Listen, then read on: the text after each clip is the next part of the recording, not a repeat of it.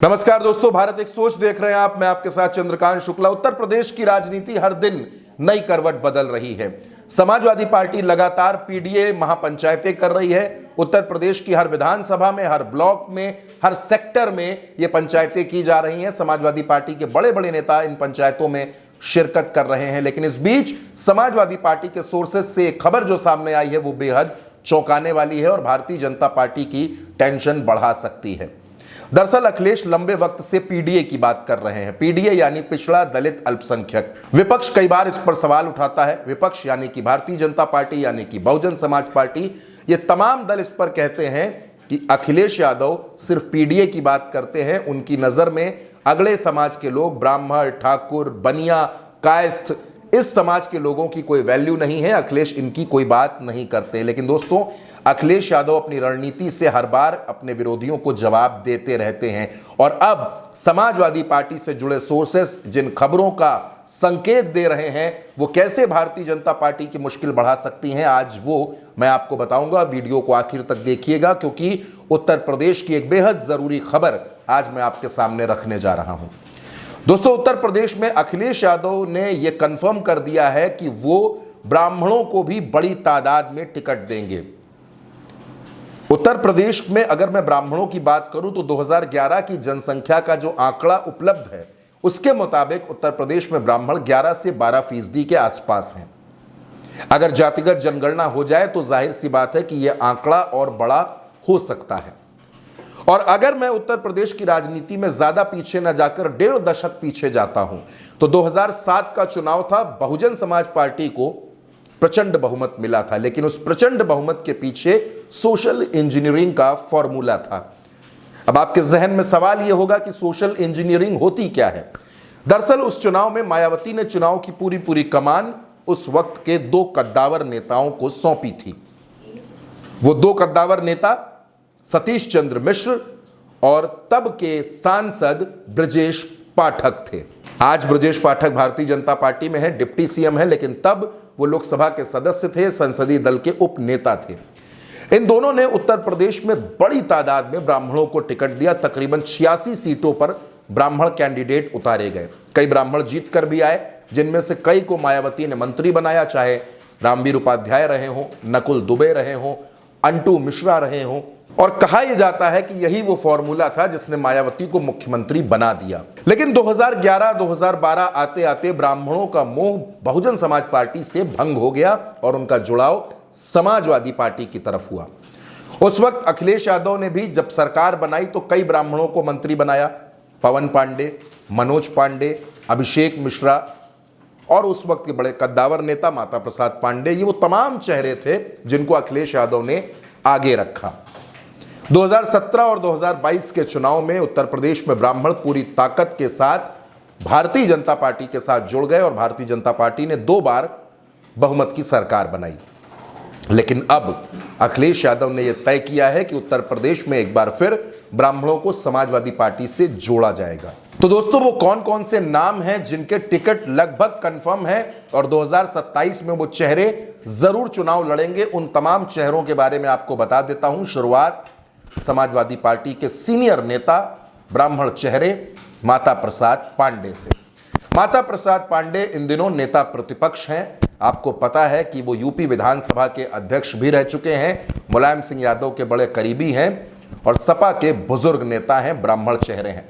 माता प्रसाद पांडे का इटवा विधानसभा क्षेत्र से चुनाव लड़ना लगभग तय है और उनका टिकट कंफर्म भी माना जा रहा है, क्योंकि माता प्रसाद पांडे का टिकट नहीं कटेगा क्योंकि वो अखिलेश यादव की गुड बुक में है, बड़े ब्राह्मण चेहरे हैं, इसलिए उनको टिकट मिलना लगभग तय माना जा रहा है। दूसरा नाम इस लिस्ट में आता है पवन पांडे का, तेज नारायण पांडे उर्फ पवन पांडे। अयोध्या जिले की राजनीति करते हैं। राम मंदिर के बनने के पहले से लेकर और अब तक लगातार अयोध्या में जमीनों की खरीद फरोख्त में जो कुछ हुआ उसमें मनोज पांडे ने एक सक्रिय विपक्ष की भूमिका निभाई और हमेशा वो मुद्दे अखिलेश यादव के सामने रखे। मिल्कीपुर के चुनाव में भले ही समाजवादी पार्टी को हार मिली, लेकिन तेज नारायण पांडे यानी पवन पांडे ने इस पूरे चुनाव में जीतोड़ मेहनत की। अखिलेश यादव की जो करीबी टीम है जिसमें कुछ नेता हैं उसमें पवन पांडे का नाम शामिल है, और पवन पांडे समाजवादी पार्टी की सरकार में मंत्री भी रहे हैं और इस बार भी पवन पांडे का टिकट लगभग तय माना जा रहा है। इस सूची में दोस्तों अगला नाम आता है सुल्तानपुर के संतोष पांडे का। संतोष पांडे लंबुआ से विधायक रहे हैं। संतोष पांडे समाजवादी पार्टी के आप ये कह सकते हैं कि एक ब्राह्मण चेहरे तो हैं ही, एक औकाल वाले नेता भी हैं। गाड़ियों के काफिले में चलते हैं और अखिलेश यादव के बड़े करीबी हैं। हाल ही में जब संतोष पांडे अस्वस्थ हुए, अस्पताल में एडमिट हुए, तो अखिलेश यादव ने वीडियो कॉल करके उनका हालचाल जाना था, उनसे बातचीत की थी। संतोष पांडे का भी लंबुआ से चुनाव लड़ना लगभग तय है, उसका टिकट भी पक्का है। अब दोस्तों इस लिस्ट में कुछ और नाम भी आते हैं और उन नामों के लिस्ट में एक नाम है प्रोफेसर अभिषेक मिश्रा का। अभिषेक मिश्रा लखनऊ में विधायक रहे हैं, समाजवादी पार्टी की सरकार में मंत्री रहे हैं, आईआईएम के प्रोफेसर भी हैं। पिछले चुनाव में अखिलेश यादव ने उनको सरोजनी नगर से टिकट दिया था। लखनऊ की विधानसभा है, सरोजनी नगर की सीट, लेकिन अभिषेक मिश्रा राजेश्वर सिंह से चुनाव हार गए थे।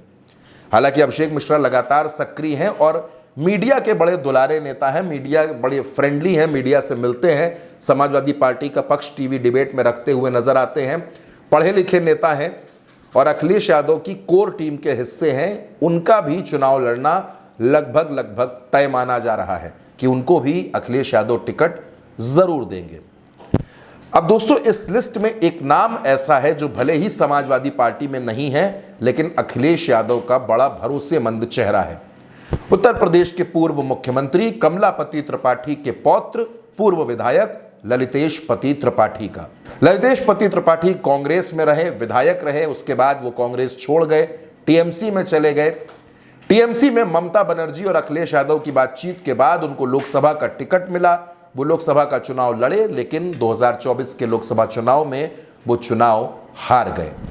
लेकिन कहा यह जा रहा है कि अखिलेश यादव ललितेश पति त्रिपाठी पर बहुत विश्वास करते हैं। ममता बनर्जी की वजह से भी ललितेश पति त्रिपाठी का चुनाव लड़ना तय है और इस बात की संभावना है कि ललितेश पति त्रिपाठी को समाजवादी पार्टी इस बार अपने सिंबल पर चुनाव लड़वा सकती है, क्योंकि पूर्वांचल में ब्राह्मणों को अगर साधना है तो ललितेश पति त्रिपाठी को अपने साथ लेकर चलना पड़ेगा।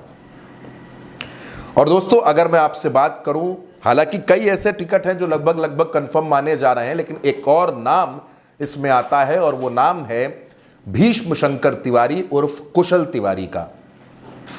पूर्वांचल में सबसे बड़े चेहरे, पूर्वांचल के बाहुबली हरिशंकर तिवारी अब इस दुनिया में नहीं है। लंबे वक्त तक वो विधायक रहे, चिल्लू पार की राजनीति करते रहे। उनके बेटे विनय शंकर तिवारी भी विधायक रहे और भीष्म शंकर तिवारी सांसद भी रहे, विधायक भी रहे। 2024 के लोकसभा चुनाव में वो डुमरियागंज से भाजपा के जगदंबिका पाल से चुनाव हार गए थे। उनका भी समाजवादी पार्टी की तरफ से विधानसभा चुनाव लड़ना लगभग कंफर्म है। तो दोस्तों ये वो नाम हैं, वो ब्राह्मण चेहरे हैं जिनको समाजवादी पार्टी टिकट देगी, समाजवादी पार्टी चुनाव लड़ाएगी और ब्राह्मणों को टिकट देकर अखिलेश यादव दरअसल 2027 में अपनी राहें आसान करना चाहते हैं। फिलहाल ब्राह्मण समाजवादी पार्टी के साथ जुड़ेंगे या नहीं जुड़ेंगे, और अगर जुड़ेंगे तो ये भारतीय जनता पार्टी के लिए कितनी बड़ी दिक्कत हो सकती है, इस पर आपकी जो भी राय हो आप अपनी राय कमेंट बॉक्स में हमें ज़रूर बताइएगा और भारत एक सोच को सब्सक्राइब करना बिल्कुल मत भूलिएगा।